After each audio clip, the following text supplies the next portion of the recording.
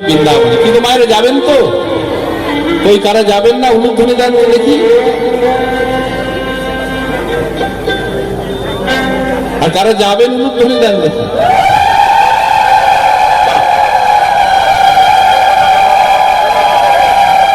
খুব সুন্দর, খুব সুন্দর। তাহলে আমরা মধুময় বৃন্দাবনে যাব আর রাধারানীর সেই অপূর্ব লীলা সাধন হবে। রাধে রাধে। গঙ্গা যমুনা গঙ্গা যমুনা গঙ্গা যমুনা পরিমল পানি গঙ্গা যমুনা সে নির্মল পানি শীতল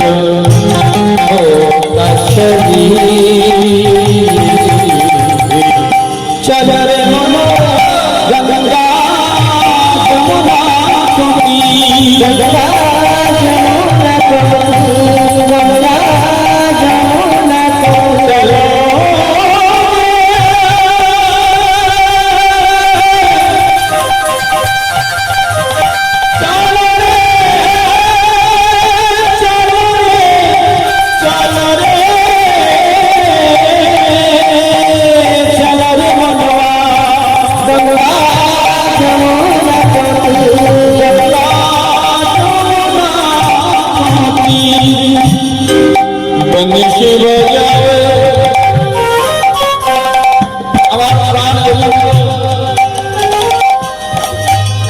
বৃন্দাবনে ওই যমুনার তীরে কদম বৃক্ষের তলে দণ্ড। আমার ভগবানের দাঁড়ানোর ভঙ্গিমাটা কেমন? এই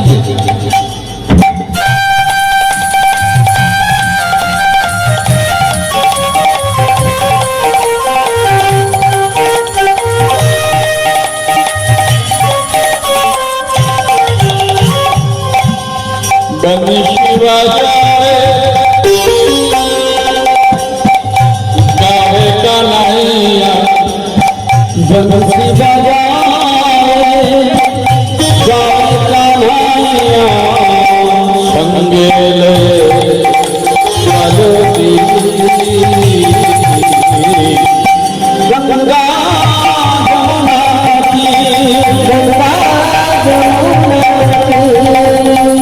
গঙ্গা যমুনা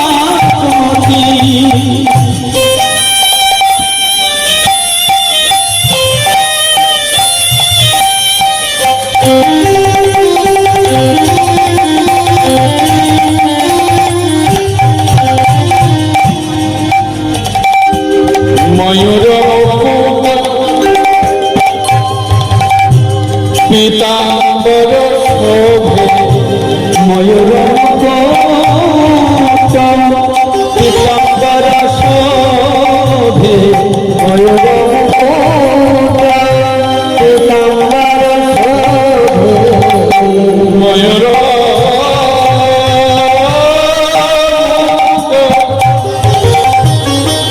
পীতাম্বর শোভে ময়ূর পীতাম্বর শোভে কুণ্ডল ভালো চলর গঙ্গা যমুনা গঙ্গা যমুনা যমুনাপতি গঙ্গা যমুনাপতি গঙ্গা যমুনাপতি গঙ্গা যমুনাপতি মীরা গিরিধর নাগর মীরা গিরিধর মীরা প্রভু গিরিধর নাগর মীরা মীরা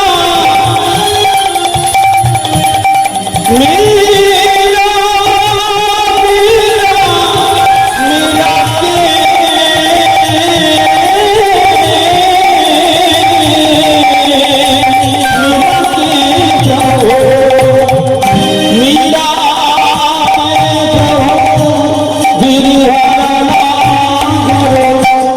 সদর কমল বরশী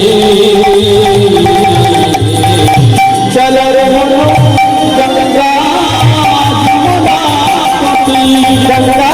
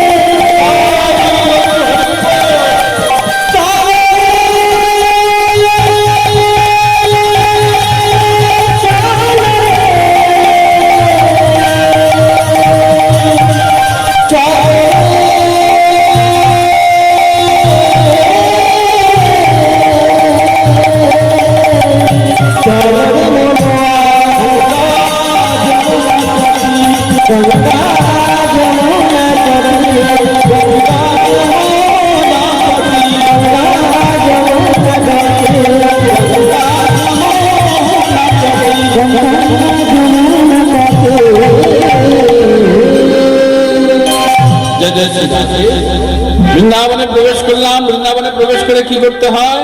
আমার প্রেমময়ী রাধারানী জয়ধ্বনি করতে হয়। বলো বৃন্দাবন নবদ্বীপ ধাম কি, বৃন্দাবন ধাম কি, রাধা রানী কি, শ্যাম সুন্দর মদন গোপাল কি, জয় জয় শ্রী রাধে। যে লীলার কথা আস্বাদন করবো পূর্ব রাগ। এই পূর্ব রাগের সংজ্ঞা কি? মহাজন এক পাশে দাঁড়িয়ে বললেন যে রতির যা সঙ্গমার্থ পূর্বং দর্শন শ্রবণাদি যা তৈরুর মিলতে পূর্ব রাগ সহজ্জতে। অর্থাৎ মিলনের আগে যে রাগ জন্মে। আস্তে এবার আমার দিকে মন দিতে হবে। চঞ্চল হয়ে গেলে পরে আমিও চঞ্চল হয়ে যাব, তখন প্রেম পরিশন হবে না, ওই মাথার উপর দিয়ে বেরিয়ে যাবে। কেননা আমাদের জন্ম গেল কর্ম করতে, আর হাঁটু গেল প্রণাম করতে। হরি বল, হরে কৃষ্ণ। আমরা দিই এতটুকু আর চাই অনেক। দেখবেন বাড়িতে বাড়িতে 4-5টা নকুলদানা দিয়ে ধূপ দেখিয়ে কি ভক্তি আমার, মানে আমার কথা বলছি আর একবারে গদ গদ ভক্তির, মানে ধূপটা ঘোরাবো অনেকক্ষণ ধরে। কেননা যতক্ষণ না চাওয়া শেষ হচ্ছে আর কি। মেয়ের যেন সুপাত্রে বিয়ে হয়, ছেলে যেন ভালো চাকরি করে, সংসার যেন সুখের হয়, ব্যবসা যেন ভালো চলে, আর ভগবান মুচকে মুচকে হাসে। মনে মনে ভাবে বেটা তুই 4টে নকুলদানা দিয়ে যা চাইছিস, যদি কোনোদিনও তো মানে ভাগ্য গুণে কর্মগুণে যদি তুই কোনোদিন উন্নতির পথে এগোস, সে তখন এই 4টে নকুলদানা দিয়ে যা কিছু চাইছিস, আর তখন তাহলে তুই কি চাইবি? যদি ক্ষীরছানা মাখন মিছরি দিতে পারি, তখন যে তুই কি চাইবি সেই চিন্তাটা আমার ঘুম আসে না। হরি বল, হরে কৃষ্ণ। তাহলে ভক্তি যার, ভগবান তার। ভগবানের কথা শুনে ভগবানকে যে অনুভব, এই পূর্বরাগের মধ্যে রাধারানী সেটা দেখিয়েছে। হরে কৃষ্ণ, হরি বল। ভগবানের যে কোনো লীলা জীব শিক্ষা এই পূর্বরাগের মধ্য দিয়েই কিন্তু ভগবান আমাদেরকে সেটা শিক্ষা দিয়ে গেছেন। তাহলে রতীর্য সঙ্গমাত্র পূর্বং দর্শন শ্রবণাদি যা, অর্থাৎ মিলনের পূর্বে বাবা যে রাগ জন্মে তা হলো পূর্ব রাগ। যেমন আপনার বাড়িতে একটি যুবতী কন্যা আছে, কোন ছেলে পক্ষ থেকে সেই মেয়েকে দেখতে এসেছে বিবাহের জন্য। এবার দেখাশোনা যেটাকে বলে, তা দেখাশোনা করতে এসে অনেক কিছু আলোচনা হয়তো, তা সেই মেয়েটি ওই পাশ থেকে সেটা কিন্তু দাঁড়িয়ে দাঁড়িয়ে শোনে যে আমার জীবন সঙ্গী হবে, তার সম্বন্ধে কি কথা হচ্ছে তার একটু জানার আগ্রহ। তা আমার ছেলে কলেজের প্রফেসর, বা আমার ছেলে ইঞ্জিনিয়ার বা ব্যাংকের ম্যানেজার, এই কথা হচ্ছে। তা ছেলের সম্বন্ধে যখন কথাবার্তা আলাপ হচ্ছে, এই যে মেয়েটা শুনলো, শোনার পরে এবার মেয়েটার মধ্যে একটা রাগ জন্মালো। কি রাগ? অনুরাগ। সেই অনুরাগটা কি না, তাকে দেখতে কেমন হবে, সে কি লম্বা, না সে একটু খাটো মানুষ, সে রোগা না মোটা, ফর্সা না কালো, এই যে তার মধ্যে ভাবনা চিন্তা চলতে, তাই তো সে আমাকে ভালোবাসবে, তো সে কথাবার্তা কেমন বলে, এই যে তার মধ্যে যে অনুরাগ জন্মাচ্ছে, এটাকেই বলা হচ্ছে পূর্ব রাগ। তাই রাধারানী আজকে আমার গোবিন্দের কথা শ্রবণ করে তার যে কি দশা হয়েছে বৈষ্ণব কবি একাধারে দাঁড়িয়ে সেই ব্যক্ত করতে লাগলেন। তিলে আসে তিলে যায়, তিলে আইসে তিলে যায়, ধনির মনন চাতন নিঃশ্বাস সঘন কদম্ব কানন কদম্ব কাননে। যখন ওই রঘুনন্দনকে বলেছিল ওরে আমি চিকিৎসায় যাব, তুই গোপীনাথের সেবা দে, তখন বলেছিল বাবা আমি তো মন্ত্র জানি না, আমি মন্ত্র জানি না। তখন মুকুন্দ কবিরাজ কি বলেছিল? মুকুন্দ কবিরাজ বলেছিলেন ওরে রঘু কিবা হবে ওই শুদ্ধ মন্ত্রে, কথাটা শুনবেন। যারা মনে মনে কষ্ট পায় যে আমরা ভগবানের সেবা করি কিন্তু আমরা তো মন্ত্র জানি না, বলে মন্ত্র জানতে হয়। মুকুন্দ কবিরাজ শিক্ষা দিয়ে গেছেন, মুকুন্দ কবিরাজ শিক্ষা দিয়েছেন, বলছে রঘু কিবা হবে শুদ্ধ মন্ত্রে, যদি থাকে শুদ্ধ মন্ত্র। যদি ভক্তের শুদ্ধ মন থাকে, তার যতই ভক্তিশূন্য হৃদয় হোক, সে তন্ত্রমন্ত্র নাই জানো, কেননা পার্থিব জগতের পুষ্প সে নাই দিতে পারে, পার্থিব জগতের তুলসী পত্র না দিতে পারে। কিন্তু কোনো ভক্ত যদি গুরু কৃপায় তার মন রূপী তুলসীতে একটু ভক্তি চন্দন মিশ্রিত করে আর নয়ন গঙ্গার বাড়ি দিতে পারে, আর দিতে হবে কেন জানো মায়েরা? এই যে আজকে রাধারানী একবার ঘর আর একবার বাহির করছে, ওটা লীলা। জীবশিক্ষায় কি বললো? আমাদের দিকে তাকিয়ে দেখো, এই দেখো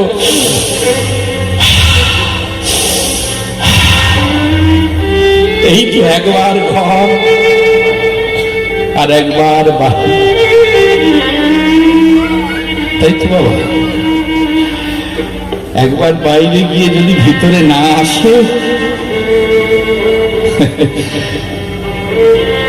আমি আমি করি বুঝিতে না পারি আমাতে কি আছে রতন, যার শক্তি বলে বেড়াই চলে বলে তার অভাবেই হবে একদিন।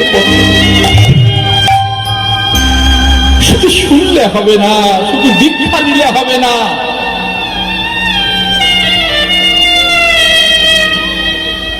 ভজন করতে হবে, সাধন করতে হবে।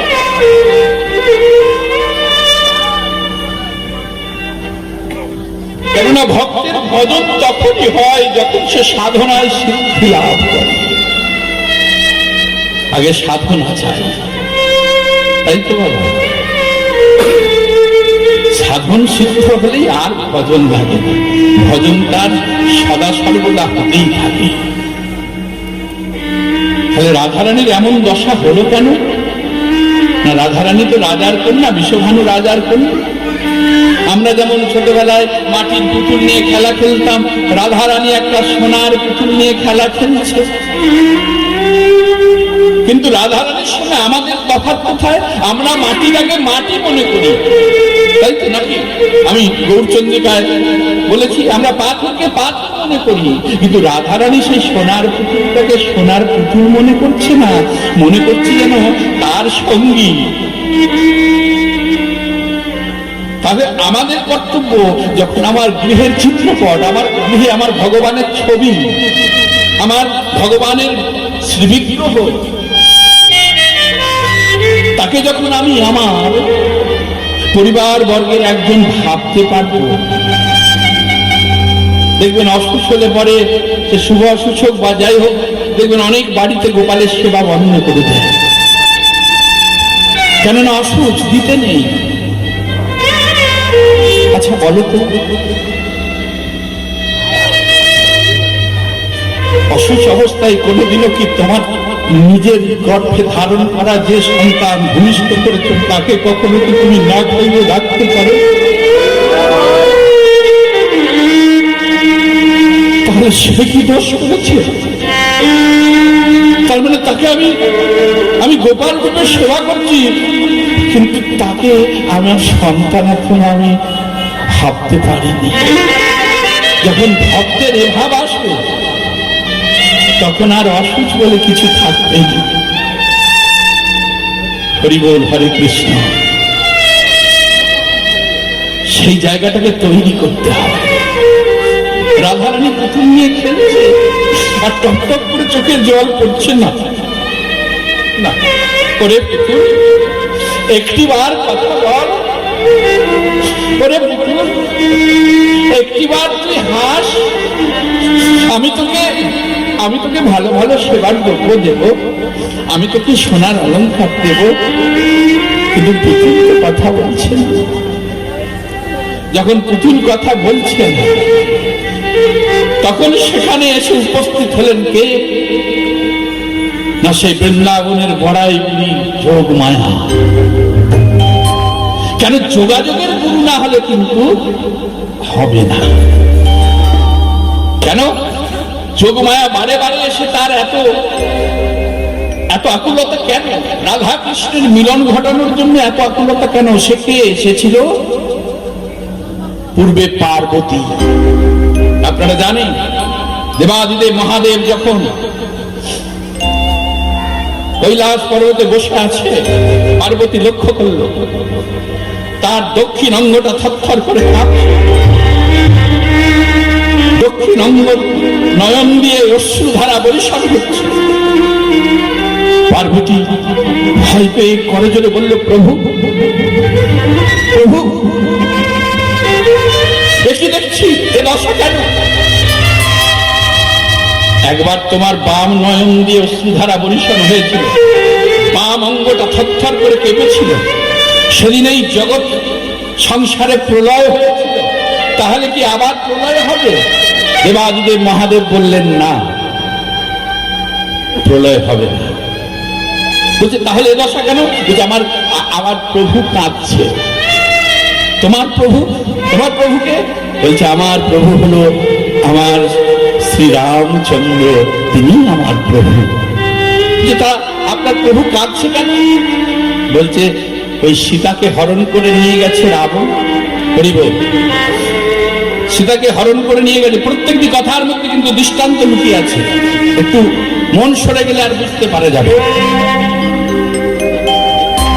সীতাকে হরণ করে নিয়ে গেছে রাবণ, আর সীতা মায়ের শোকে আজকে রামচন্দ্র কাঁদছে। বলছে তাহলে তোমার প্রভুকে কোনোভাবেই কি শান্ত করা যাবে না? তখন দেবাদিদেব মহাদেব বলছে, না, আমার প্রভুকে শান্ত করে এ জগৎ সংসারে এমন কেউ। বলে তাহলে আদেশ করা হোক, আমি একবার চেষ্টা করে দেখি। না পার্বতী, সম্ভব নয়। কেন সম্ভব নয়? তুমি আমাকে আদেশ দাও, আমি চেষ্টা করি। বেশ, তোমার যখন ইচ্ছা তুমি চেষ্টা করে দেখো। তখন এই পার্বতী সীতামায়ের রূপ ধরে পঞ্চবটী বনের মধ্যে ঘুরে বেড়াচ্ছে, রামচন্দ্রকে সান্ত্বনা দেবে। আর লক্ষ্মণ প্রভু তো কোনোদিনও সীতামায়ের বদন পানে তাকায়নি, চরণ দর্শন করেছে। ওই চরণ দুটি দর্শন করে মনে মনে ভাবলো, এই তো আমার সীতামা এসে। দাদা দাদা দাদা দাদা, মা জানকী এসেছে, মা জানকী এসেছে। তুমি আর কেঁদো না, তুমি ওঠো। ধুলায় ধূসর হয়ে রামচন্দ্র পড়েছিল, মস্তক তুলে লক্ষ্য করলেন সম্মুখে দণ্ডায়মান। সে কে?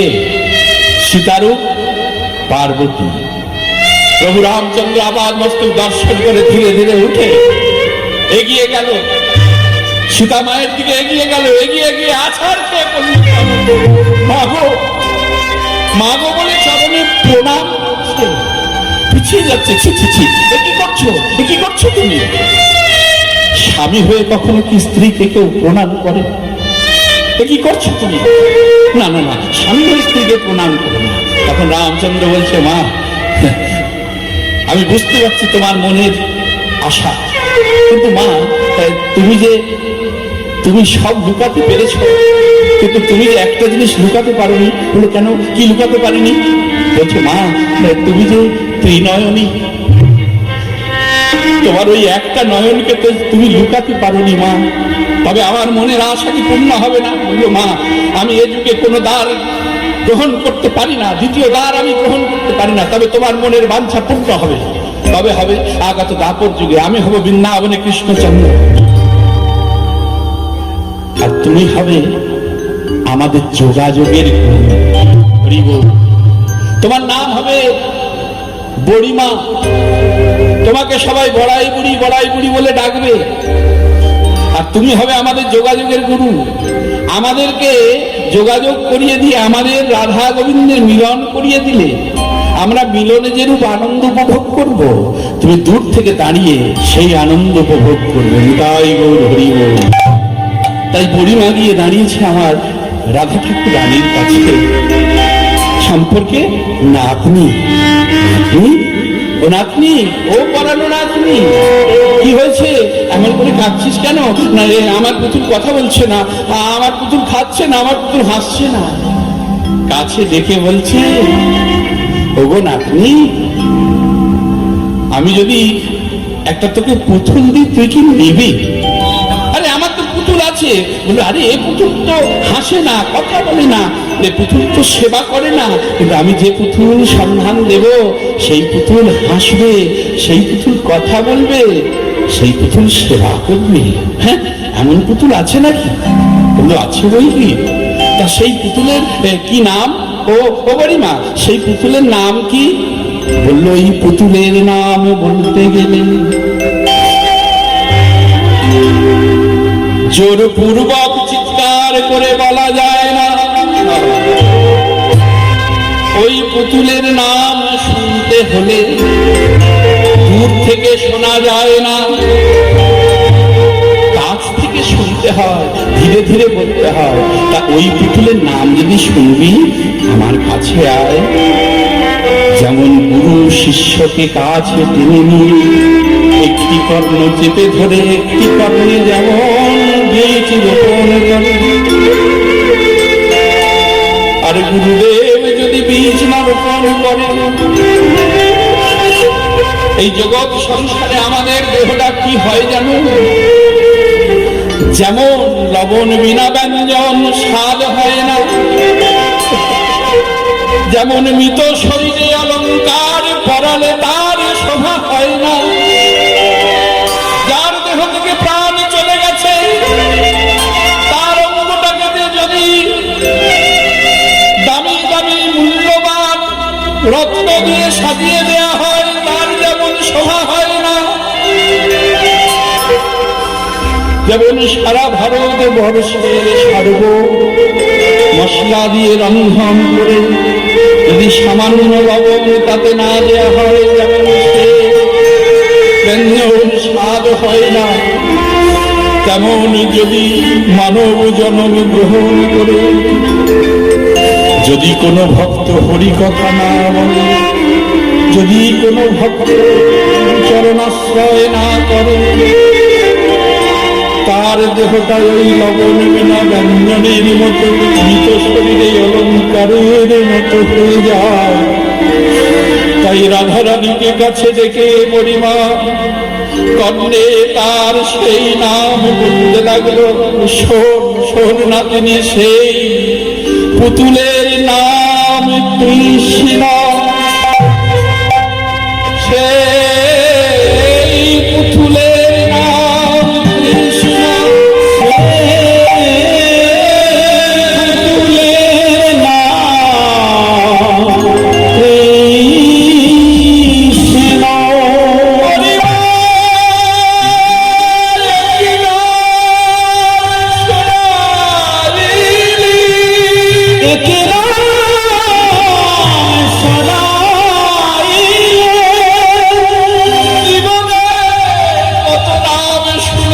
কত নাম শুনেছি, নাম শুনে গান জুড়িয়েছে মন জুড়াইনি, যে নাম শুনে গান জুড়িয়েছে মন জুড়াইনি, মন জুড়িয়েছে তো কান জুড়াইনি, মন জুড়িয়েছে তো প্রাণ জুড়াইনি। কি নাম শোনালি বলিমা, বলিমা নাম শুনে আমার কান মন প্রাণ তিন জুড়ায়। কি নাম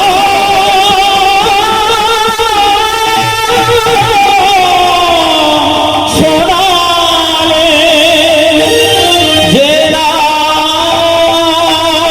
শুনে আমার মন প্রাণ কান তিন জুড়ায় গেল। এই যখন নাম কর্ণে শোনালো, আমাদেরকে যখন নাম দেয়, আমরা তো চালাক, সব ভক্তি শূন্য আর্টিফিশিয়াল।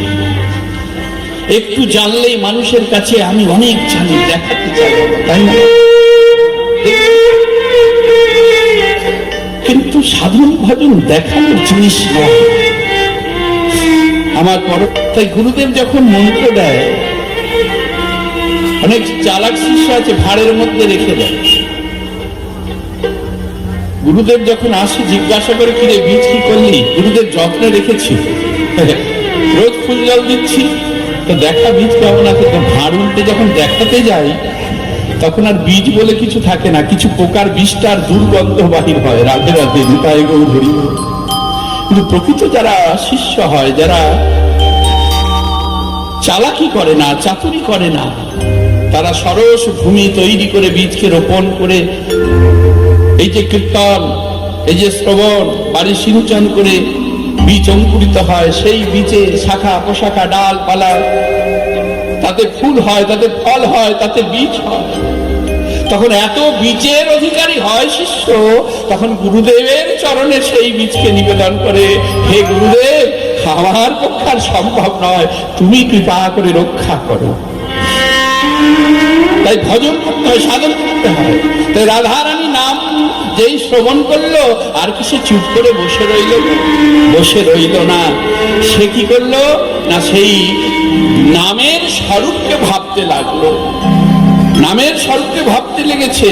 তাই এতই তার হৃদয় চঞ্চল হয়েছে সেই নামের স্বরূপকে জানার জন্য, সে একবার ঘর আর একবার বাহির করছে, রায়ের কেন বা হলো আমাদের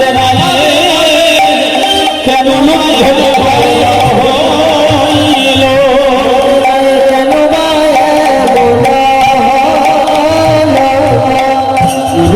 দুর্জন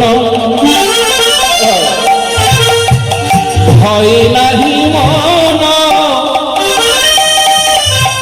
কোথা বা কি দেবা পাইল।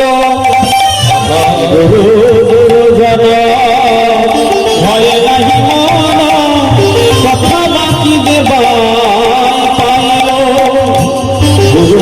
দুর্জন ভয় নাহি মন, কথা বাকি দেবা পাইল। ওকে দেবাই পেয়েছে, দেবাই পেয়েছে, দেবাই পেয়েছে। বিনোদিনীকে বুঝি দেবাই পেয়েছে, বিনোদিনীকে দেবাই পেয়েছে।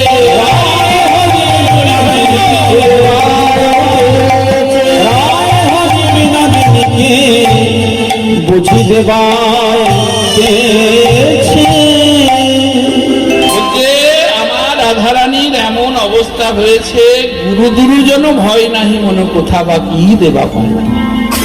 সাধকের যখন এই ভাব হবে, সাধকের যখন এই ভাব হবে, জগৎ সংসারের মানুষ যখন তাকে পাগল বলবে, হরি বল, হরে কৃষ্ণ, জগৎ সংসারের মানুষ যখন তাকে পাগল বলবে, তখন জানবে তার ভজন পথ সার্থক হয়েছে। রাধে রাধে। পাগল হতে হবে,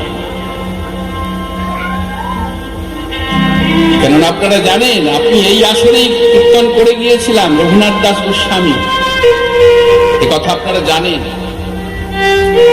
সেক্ষেত্রে যখন ছুটে গিয়েছিল, গৌরহরি দুটো হাত বাড়িয়ে রঘুনাথকে বক্ষে জড়িয়ে ধরেছে। জড়িয়ে ধরে কি বলেছিল যে, রঘু, তোমাকে আমার কৃষ্ণ বিষয় বিষ্ঠা থেকে মুক্ত করেছে। রঘুনাথ বলেছিল, হ্যাঁ প্রভু, কে কৃষ্ণ আমি চিনি না, আমি চিনি তোমাকে। তবে তোমার কাছে একটা নিবেদন, তুমি আমাকে ঘরের বাহির কইলে, আমার সব কিছু কেড়ে নিলে, আমার দেহ, আমার মন, আমার জীবন, আমার যৌবন, আমি তো সব কিছু তব চরণে সমর্পণ করেছি, তোমার চরণে দিয়েছি। তাহলে এখন আমি কি করব? আমাকে কিছু উপদেশ, কিছু উপদেশ। এই যে চাইল, গৌরহরি তখন এই জীবকে শিক্ষা দিয়েছিলেন ওই রঘুনাথকে দিয়ে। কি বলেছিলেন? ভালো না পরিবে, ভালো না খাইবে, গ্রাম্য কথা না শুনিবে। তাহলে ভক্তের জীবনে যারা প্রকৃত বৈষ্ণব, বলছে ভালো সেবা করা যায় না, পরনে দামি দামি পোশাক পরিধান করতে হয় না, গ্রামের ওই সংসারী কথা ভক্তের শোনা উচিত নয়। শুনতে হলে কৃষ্ণ কথা শুনতে হয়, হরি কথা শুনতে হয়, আর সদা সর্বদা তার ঈশ্বর চিন্তায় তাকে মগ্ন থাকতে হয়। তাই রাধারানী আজকে যেন সেই কথাই চিন্তা করছে, সেইভাবে ডুবে গেছে। আমরা কি কোনোদিনও পারব? তবে মায়েরা, যখন ঈশ্বরের সামনে আপনারা বসবেন, একদণ্ড শান্ত হয়ে বসবেন, সকলের জন্য সময় দিচ্ছেন। প্রত্যেকটা ভক্ত সভা মাঝে বসেছেন, ভক্তিমতী মা ভক্ত মণ্ডলী আপনারা সকলে আছেন এখানে, সকলে কম বেশি ঈশ্বরের সেবা করেন। ঈশ্বরের কাছে যখন সেবা করেন, সকলের জন্য যেমন সময় দেন, ঈশ্বরের কাছে একটু সময় দেবেন, একটু বসবেন, তাকে জানাবেন, প্রভু, এই মায়ার সংসার আমাকে কিছুতেই ছাড়ে না। আমি যতবার ছাড়বো ছাড়বো মনে করি, মায়ার সংসার আমাকে ছাড়ে না। তাই তুমি আমাকে করুণা করো, তুমি আমাকে কৃপা করো, তাকে জানাতে হয়। কিছু কিছু গান আছে, শুধু পার্থিব জগতের এটা ওটা গান শুনলে হয় না, কিছু কিছু গান শুনতে হয়। যেমন রজনীকান্তের একটি গান এই মুহূর্তে খুব মনে পড়ছে, সেই গানটি আমাদেরকে অনেক শিক্ষা দিয়ে গেছে। প্রভুর কাছে যেন ভক্ত আত্মনিবেদন করে চাইছে, কবে আপনারা শ্রবণ করুন, কি অপূর্ব দেখুন। তৃষিত ছাড়িয়া যাইব তোমার রসালো নন্দনে, তৃষিত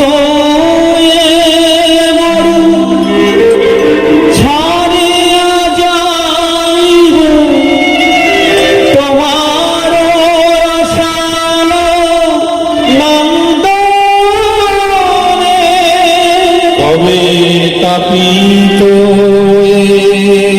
চিত করিব শীতল, তাপিত চিত করিব শীতল, তোমার করুণা চন্দনে।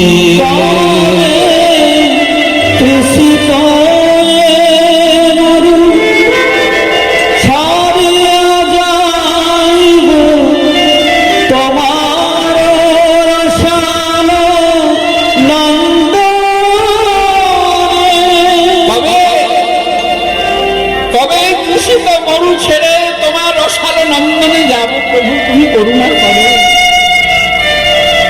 কবে আমার এই তাপিত চিত্তকে আমি স্থির করবো, শীতল করবো, তোমার করুণা চন্দন তুমি বরিশাল। কবে তোমাতে যাব আমার আমি হারা,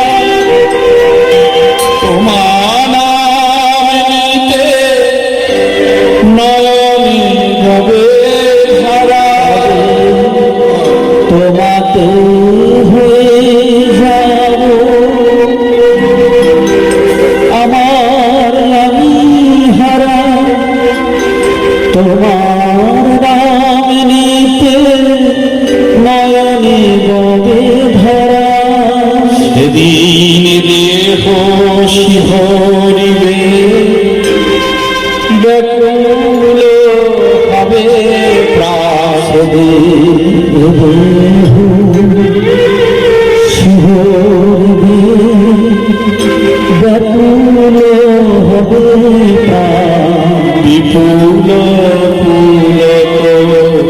স্পন্দনে তবে তৃষিত মারু ছাড়িয়া যাইব তোমার রসাল নন্দনে। কবে প্রভু তোমার নাম নিতে আমার নয়নে বাড়ি বরিশাল হবে।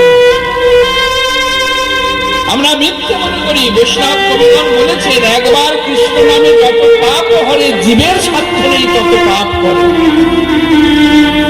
অনেক ভক্ত ক্রোধান্বিত হয়ে রাগান্বিত হয়ে বলে, দূর দূর মশাই, কত জায়গায় হরি নাম শুনলাম, কত হরিবল বললাম, কত কৃষ্ণ নাম করলাম, তাহলে আমার এত যাতনা কেন, এত দুঃখ কেন, এত কষ্ট কেন? বলেন আমার কেন জানো? বৈষ্ণব ঠাকুর আবার বলেছেন, বলছে হেন কৃষ্ণ নাম যদি লহ বহুবার, তথাপি না বহে যদি তোমার প্রেম অশ্রু। অর্থাৎ একবার কৃষ্ণ নামে সেদিনই তুমি সর্বপাপ থেকে মুক্ত হবে, যেদিন কৃষ্ণ নাম বলতে গিয়ে তোমার নয়নে বাড়ি আসবে। আহা, আজকে সন্তান যদি ব্যথা দেয় চোখে জল আসে, জমির ফসল নষ্ট হয়ে গেলে চোখে জল আসে, কেউ আঘাত করলে দেহতে চোখে জল আসে, কিন্তু মায়া কান্না। কিন্তু হা কৃষ্ণ, প্রাণ কৃষ্ণ বলে জগৎ সংসারে ভক্তের চোখে জল আসে না। তাই বলছে হেন কৃষ্ণ নাম যদি লহ বহুবার, তথাপি না বহে যদি প্রেম অশ্রুবার, তাহলে জানবে হৃদয়ে অপরাধ আছে প্রচুর। আমি অপরাধী, আমি মিথ্যাবাদী, তাই তো কৃষ্ণ কৃষ্ণ হা কৃষ্ণ হা গৌর বলতে গিয়ে আমার নয়নে জল আসে না।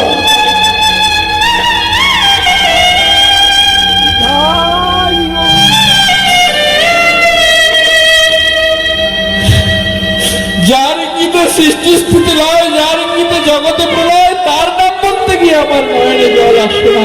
তাহলে আমি অপরাধী নই তো কি? আমি অপরাধী। তাই বলছি প্রভু, তোমার নাম নিতে কবে আমার এই নয়নে বাড়ি বরিশাল হবে, কবে তোমাকে হারিয়ে যাব শয়নে স্বপনে অর্চনে বন্ধনে। আমি তোমাকে স্মরণ কবে করতে পারবো? আবার পরক্ষণে বলছে কবে ভবের সুখ দুঃখ চরণে দলিয়া যাত্রা করিব শ্রীহরি বলিয়া।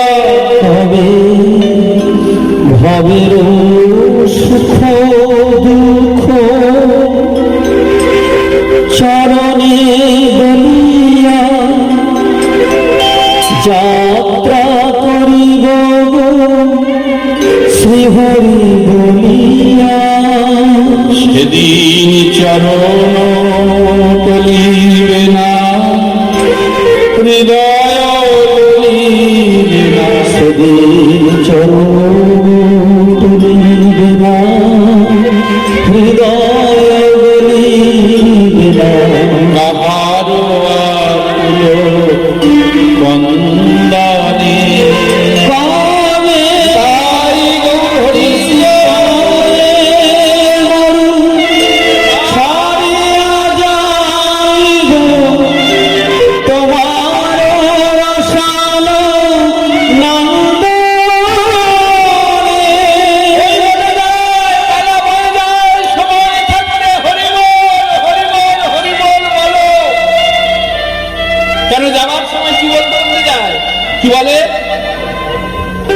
সেটা ঘর আর বাহির করছে, যাবার সময় ওটা বেরিয়ে গেলে পরে আর তো শেষ যাত্রা। যাবার সময় কি বলতে বলতে যায়, বলো হরি বলো হরি। কিন্তু সব থেকে দুঃখ লাগে এই যাকে বলছে সে বলে না। এতজন যাচ্ছে সবাই বলছে, কিন্তু যাকে নিয়ে যাচ্ছে সে বলে না। কেন বলে না? সে মাথাটা নাড়ছে, মাথা নেড়ে বলছে, ওরে যতদিন হরির বল ছিল ততদিন বলিনি, আর এখন তো হরির বল চলে গেছে, এখন তো হরির বলই চলে গেছে, আর কি করে বলবো? তাই বলছে ওই বলে যায়, বেলা হয়ে যায়, সময় থাকতে হরি বল বলো, সময় চলে গেলে আর হবে না। বয়সে কিশোরী রাজার ঝিয়ারি, বয়সে কিশোরী রাজার ঝিয়ারি, কিশোরী রাজার ঝিয়ারি, এ কুলবধূ বলা। বয়সে কিশোরী রাজার ঝিয়ারি, পায়ে কুলবধূ বালা, এবার অভিলাষে পারয়ে লালসে, অভিলাষে বাড়ায়ে লালসে, অভিলাষে লালসে, না বুঝে তাহার বলা।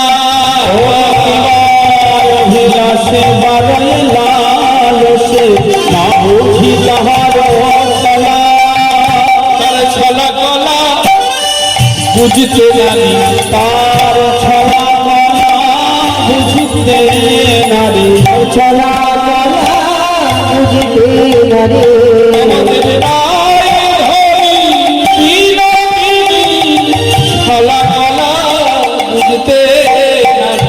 আমাদের আয় হরি বিনোদিনী, ছলা গলা বুঝিতে নারী, আমাদের আয় হরি বিনোদিনী, আমার ছলা গলা বুঝতে জানি। আয় হরি বিনোদিনী, ছলা গলা বুঝিতে নারী, আয় হরি বিনোদিনী, ছলা গলা বুঝিতে নারী।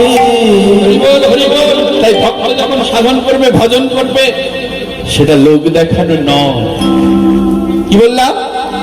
ওই অনেকে আছে না, ওরে দেখবে সব সময় বাজারে গেছে, নাম তুলছে, হরে কৃষ্ণ হরে কৃষ্ণ। এই আলু কত করে রে? এই আলু কত করে? মাত্র 15 টাকা। জ্যোতি না চন্দ্রমুখী? হরি বল। বলছে কপি কত করে? এই কপি কত করে? বাপরে, এত দাম, একটু কম করে নে। হরে কৃষ্ণ হরে কৃষ্ণ। বলছে আরে বাবা, ওটা তো তোমার ভজন সাধনের পথ, জায়গা নয়। তুমি বাজারে গেছো, বাজারের ঝোলাটা নিয়ে, ওটা তোমার ধর্ম, তুমি বাজার করে নিয়ে এসে ঘরে রাখো, ঘরে রেখে আবার তুমি নামের মালা ঝোলাটা নাও। হরে কৃষ্ণ কৃষ্ণ কৃষ্ণ হরে হরে, হরে রাম হরে রাম, রাম রাম হরে হরে। হরে কৃষ্ণ কৃষ্ণ কৃষ্ণ হরে হরে, হরে রাম রাম রাম হরে হরে। ভজন হয় গভীর অরণ্যে, নচেত ঘরের কোণে, আর নচেত মনে মনে। লোক দেখালে তা হবে না, কেউ বুঝতেই পারবে না ভক্ত কখন ভজন করছে, কিন্তু সে ঠিক তার কাজটা গুছিয়ে নেবে, সে ঠিক তার কাজটা গুছিয়ে নেবে। বলছে বয়সে কিশোরী কিশোরী রাজারও ঝিয়ারি, তারে কুলবধূ বালা, কিবা অভিলাষে বারয়ে লালসে, না বুঝি তাহার ছলা। তাহার চরিতে কেন বুঝিতে, তাহার চরিতে হেন বুঝিতে, তাহার চরিতে কেন বুঝিতে, তাহার চরিতে হেন বুঝিতে, হাত বাড়াইল চাঁদে, হাত বাড়াইল চাঁদে, চণ্ডীদাস কয় করিও নয়, বিবা চণ্ডীদাস করিও নয়, চণ্ডীদাস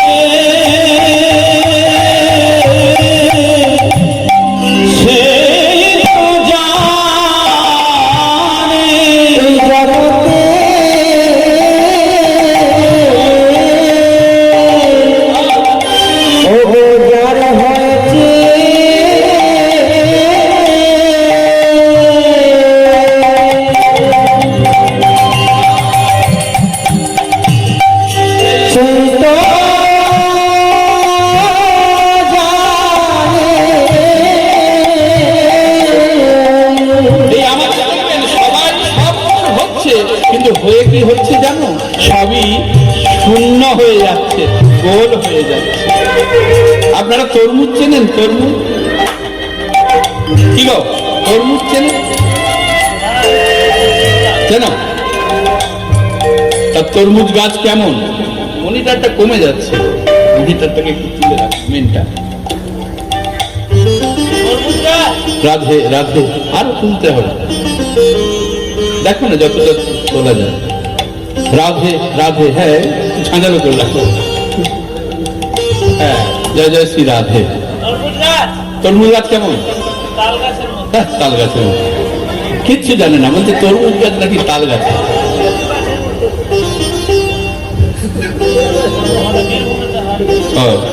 শোনো, আমাদের দিকে তরমুজ গাছ লতিয়ে লতিয়ে যায়। তা যাক, যখন দেখবেন ওই তরমুজ, এখন বিষয়টা হচ্ছে যে আগে বলেছিলাম কিনা জানি, তোমাকে একটু স্মরণ করিয়ে দিই। ফুটবল খেলার একটা বিশাল ম্যাচ আছে আর কি, সেদিন ফাইনাল। তা যে দল ফাইনাল খেলতে যাবে সেই দলের গোলকিপারের হয়েছে শরীর খারাপ। এখন যিনি কোচ, তেনার তো খুব মন খারাপ, মনের মধ্যে প্রচন্ড চাপ, তাই তো খেলাটা জিতবো কি করে, খেলাটা অংশগ্রহণ করবো। গোলকিপার আসল সেই তো যে রক্ষা করবে সেই তো অসুস্থ। তাই যেতে যেতে দেখছে ওই লরি থেকে মানে তরমুজ নামছে, ওই লরির উপর থেকে একজন ছুড়ে দিচ্ছে, আর নিচে একজন আছে সে খপ খপ করে মানে ধরে ফেলছে। একটাও কিন্তু মিস হচ্ছে না, হরিবল একটাও কিন্তু ফসকে যাচ্ছে না। হ্যাঁ, এবার কোচ মনে মনে ভাবলো, আরে বাপরে, এর তো ক্যাচিং পাওয়ার দারুণ, এ তো দারুণ ক্যাচিং পাওয়ার। একে যদি এখন আমরা নিয়ে গিয়ে গোলবারে দাঁড় করিয়ে দিই, তাহলে আর একটা বলো গোলের ভিতরে যাবে না, একটাও ফসকাবে না। হরিবল, হরে কৃষ্ণ। এবার সেখানে গাড়ি থামিয়ে দেয়, ভাই এই ভাই শোনো, এই আমাকে, হ্যাঁ হ্যাঁ তোমাকে বলছি। তা এখানে এই তরমুজ নামিয়ে ক টাকা পাও? না পাই 500 টাকা পাই। আরে তোমাকে অনেক টাকা দেবে, অনেক টাকা। কেন দেবে, কেন আমাকে অনেক টাকা? না তুমি আমাদের সঙ্গে চলো। কোথায় যাবো? না আমাদের সঙ্গে খেলা। খেলা কি খেলা? ফুটবল খেলা। দূর মশাই, ফুটবল আমি জীবনে জানি না কেমন করে খেলতে হয়। বলছে আরে তোমাকে কিচ্ছু করতে হবে না, তুমি ওই এক জায়গায় দাঁড়িয়ে থাকবে, আর এই যেমন করে ধরছো তরমুজ, ওই বল যখন তোমার কাছে আসবে তুমি ওই বলটাকে ধরবে। পারবে না? বলছে কেন পারবো না, নিশ্চয়ই পারবে। অনেক টাকা দেবে? ওরা হ্যাঁ। তাকে নিয়ে গেছে, হরিবল। এবার গোলবারে দাঁড় করিয়ে দিয়েছে, গোলকিপারের পোশাক পরিয়ে। এবার দুই দলে খেলা শুরু হয়েছে। রাধে রাধে, একটু লক্ষ্য করুন, দুই দলে খেলা শুরু হয়েছে। এবার যেই রেফারি বাঁশি বাজিয়েছে, খেলা শুরু। তীব্র গতিতে এবার উল্টো দিকের দল বল নিয়ে আসছে। এবার তাদের যিনি মানে খুব দক্ষ খেলোয়াড়, হ্যাঁ, তার শটের প্রচন্ড গতি, তেজ, সে তো মেরেছে সজোরে গোল দেবার জন্য। বল তীরের গতিতে ছুটে আসছে, কিন্তু ছুটে এলে কি হবে, তো ধরা ভালো অভ্যাস আছে। এক খপ করে বলকে ধরে ফেলেছে। আর যখন বল ধরে ফেলেছে, তখন কোচের আনন্দের সীমা নেই। করে চোখটা বুঝেছে, আজকে কেউ গোল দিতে পারবে না। কিন্তু ওই সেকেন্ডের মধ্যেই যেন দর্শকের মধ্যে চিৎকার, কোচ মনে মনে ভাবলো কি ব্যাপার হলো, তো বল ধরে ফেলেছিল, তাহলে গোল হলো কি করে? বলছে কোচ ওই ধরাটা দেখেছিল, কিন্তু ধরার পরে ব্যাটার অভ্যাসটা তো দেখেন। গাড়ি থেকে যখন তরমুজ ছুড়ে দেয়, ও কি করে, ধরেই তো।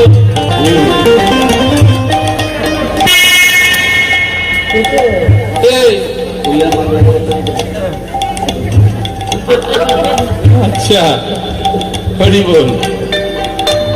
তাহলে তার তো ধরা অভ্যাস আছে, ধরে তো সে তো হাতে রাখে না,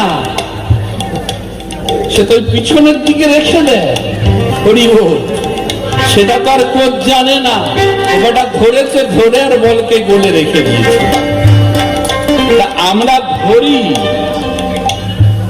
ধরি, আমরা গুরু ধরি, আমরা নাম ধরি, আমরা ঈশ্বরের চরণ ধরি, আমরা সাধুগুরু বৈষ্ণবের চরণ ধরি, ধরে আমরা রাখতে পারি না। নিতাই গৌর হরি,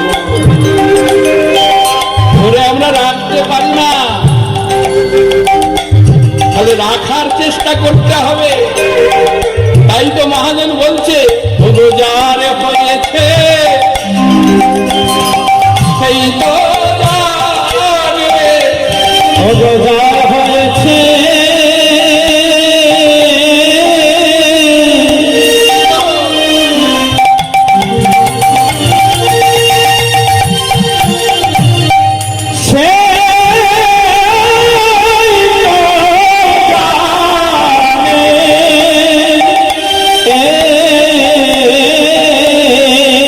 বলিয়া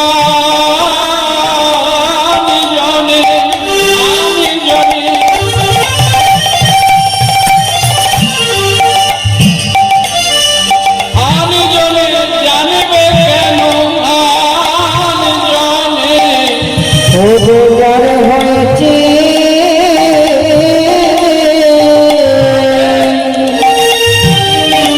সেই তো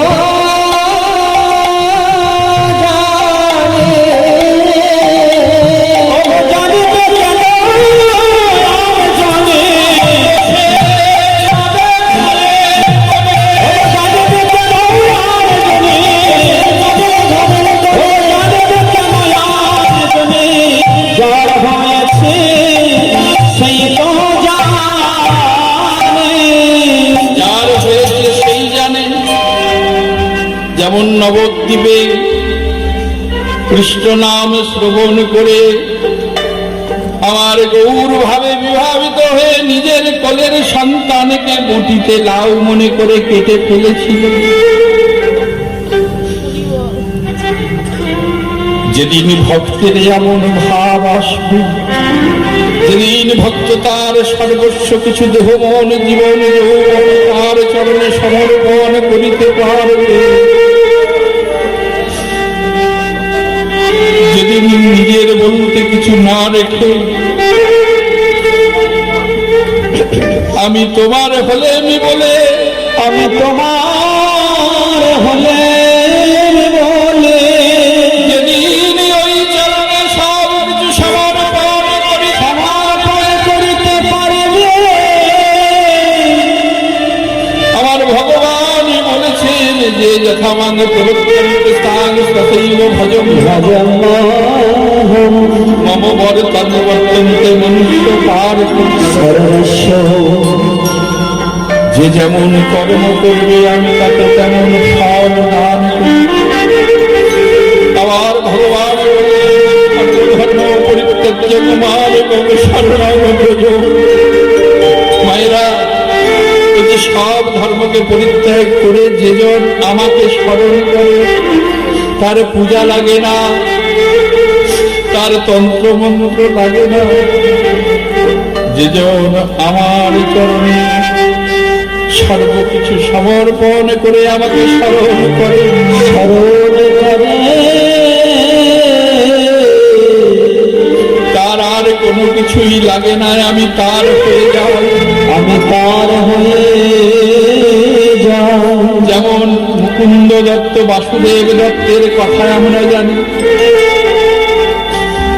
বাসুদেব দত্তের কাছে যেমন গৌর হরি নিজেকে বিক্রয় করে দিয়েছে,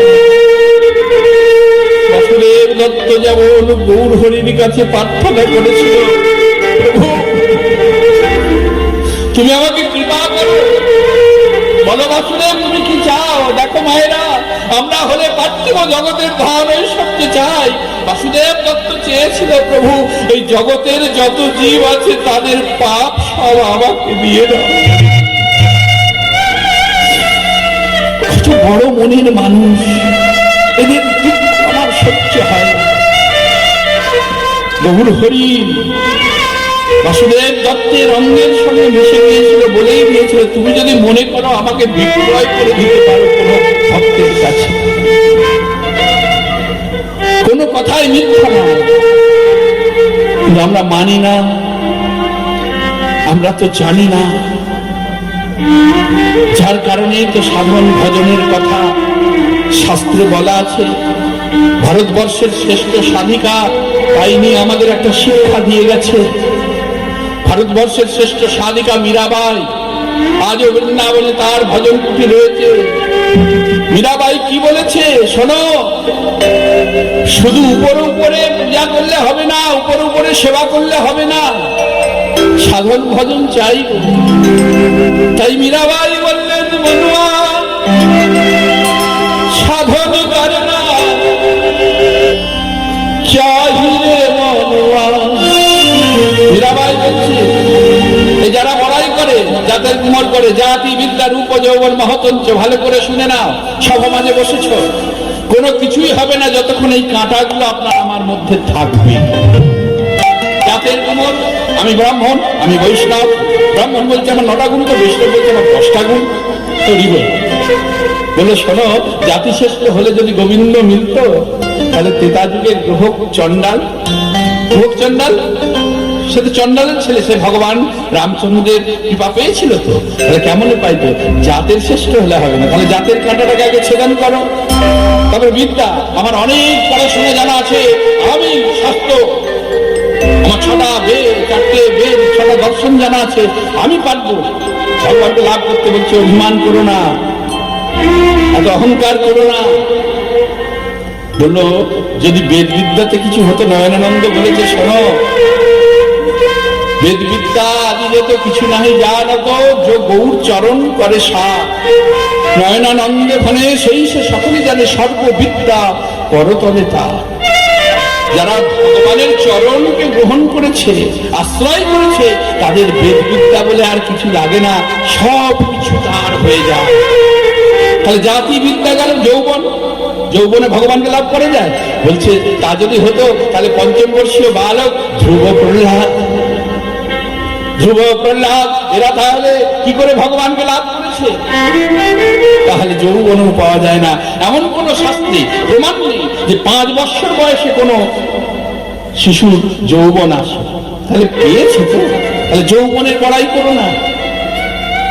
তাহলে জাতি বিদ্যা, যৌবন গেলে রূপে ভগবানকে লাভ করে যায়, যে আমার অনেক রূপ আছে, আমি দেখতে শুনতে অপূর্ব, অক্ষরসম, আমি ভগবানকে লাভ করব। বলছে শোনো, তা যদি হতো, বৃন্দাবনে মায়েরা নাম শুনেছেন একজনের, কুবজা, নাম শোনেননি? কি বাবা, কুবজার নাম শুনেছেন? পিঠে একটা বড় কুজ, গায়ের রংটা ছিল একেবারে পোড়া কয়লা। সে কি করতো জানো মায়েরা? সে একটা ব্যবসা করতো। কি ব্যবসা? আমাদের আপনাদের দিকে আসে কিনা জানি না, আমাদের দিকে মাঝে মাঝে দেখতাম ওই একটা বাক্সের মধ্যে কিছু আতর নিয়ে বিক্রয় করতো, আর চোখে কাজল মানে সুরমা পরিয়ে দিত। অনেকে পরে এখনো আসে, এই সুগন্ধ বিক্রয় করতো কুবজা। তার সব থেকে সে আনন্দিত হতো যেদিন স্বয়ং ভগবান শ্রীকৃষ্ণচন্দ্র তার কাছ থেকে সেগুলো গ্রহণ করত। আর এই কুবজাই মনে মনে চিন্তা করতো, আহা, একেবারে আপন করে একদিন তোমার সেবা কি করে পাবো। আমার ভগবান তাকে কৃপা করেছিল, কুজ ভালো করে দিয়েছিল, স্বামী রূপে ধরা দিয়েছিল। তাহলে রূপে ভগবানকে লাভ করে যায়, এটাও মিথ্যা হয়ে গেল। জাতি বিদ্যার উপযৌবন গেল। মহতঞ্চ, যে আমার মতো কে এত বড় প্যান্ডেল করে কীর্তন দিতে পারবে? আমার মতো বড় বড় দল কে আনতে পারবে? আমার মতো ভক্ত সেবা কে দিতে পারবে? আমার মতো দান কে করতে পারবে? আমার মতো কোটিপতি কে আছে? আমি ভগবানকে লাভ করবো। বলছে শোনো, মহতে যদি ভগবানকে লাভ করে যেত, তাহলে বিদুরের ঘরে কলা ফেলে কলার সেই চোপাটাকে আমার গোবিন্দ সেবা করতে পারে।